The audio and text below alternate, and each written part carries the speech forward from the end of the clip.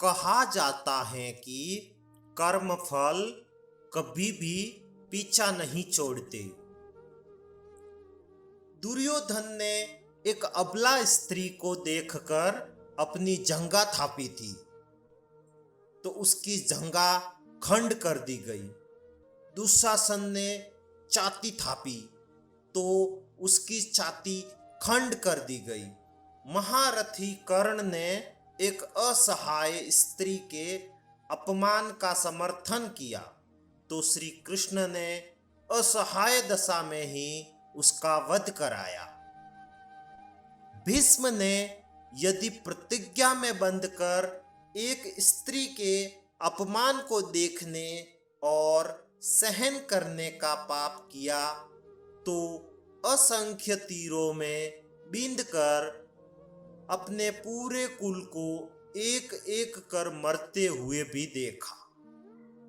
भारत का कोई बुजुर्ग अपने सामने अपने बच्चों को मरते देखना नहीं चाहता, पर भीष्म अपने सामने 4 पीढ़ियों को मरते देखते रहे।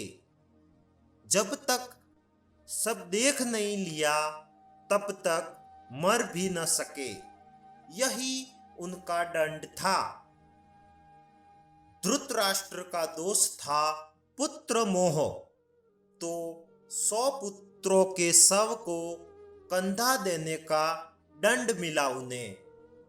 100 हाथियों के बराबर बल वाला धृतराष्ट्र सिवाय रोने के और कुछ नहीं कर सका। दंड केवल कौरव दल को ही नहीं मिला था, दंड पांडवों को भी मिला।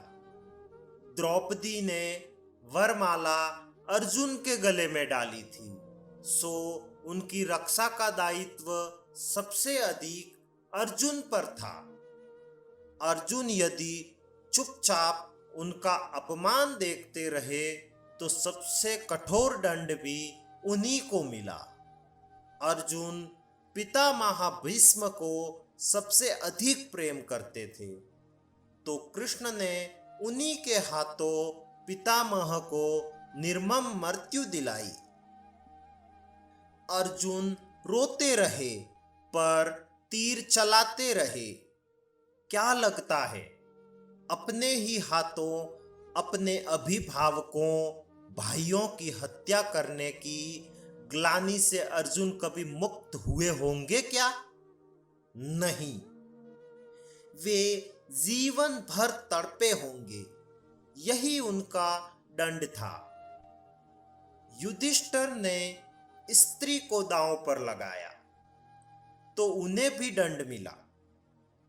कठिन से कठिन परिस्थितियों में भी सत्य और धर्म का साथ नहीं छोड़ने वाले युधिष्ठिर ने युद्ध भूमि में झूठ बोला और उसी झूठ के कारण उनके गुरु की हत्या हुई। यह एक झूठ उनके सारे सत्यों पर भारी रहा। धर्मराज के लिए इससे बड़ा दंड क्या होगा? दुर्योधन को गदा युद्ध सिखाया था स्वयं बलराम ने।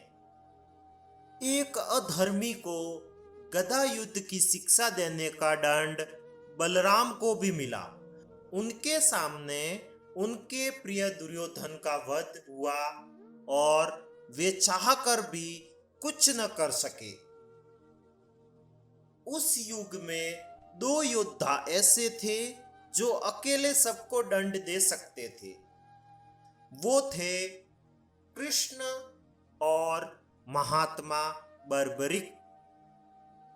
पर कृष्ण ने ऐसे कुकर्मियों के विरुद्ध शस्त्र उठाने तक से इनकार कर दिया और बर्बरिक को युद्ध में उतरने से ही रोक दिया। लोग पूछते हैं कि बर्बरिक का वध क्यों हुआ? यदि बर्बरिक का वध नहीं हुआ होता तो द्रौपदी के अपराधियों को यथोचित दंड नहीं मिल पाता। कृष्ण युद्ध भूमि में विजय और पराजय तय करने के लिए नहीं उतरे थे, कृष्ण इन अपराधियों को दंड दिलाने के लिए ही कुरुक्षेत्र में उतरे थे। कुछ लोगों ने कर्ण का बड़ा महिमा मंडन किया है, पर सुनिए, कर्ण कितना भी बड़ा योद्धा क्यों न रहा हो, कितना भी बड़ा दानी क्यों न रहा हो, एक स्त्री के वस्त्र हरण में सहयोग का पाप इतना बड़ा है कि उसके समक्ष सारे पुण्य छोटे पड़ जाएंगे। स्त्री कोई वस्तु नहीं कि उसे दांव पर लगाया जाए। कृष्ण के युग में 2 स्त्रियों को बाल से पकड़कर घसीटा गया। देवकी के बाल पकड़े कंस ने और द्रौपदी के बाल पकड़े दुशासन ने। श्री कृष्ण ने स्वयं दोनों अपराधियों का समूल नाश किया।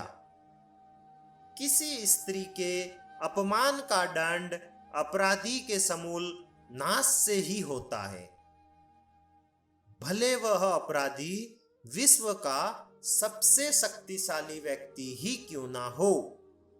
इसीलिए कहा जाता है कि कर्म करते समय सदैव सचेत रहे, क्योंकि कर्म फल कभी पीछा नहीं छोड़ते।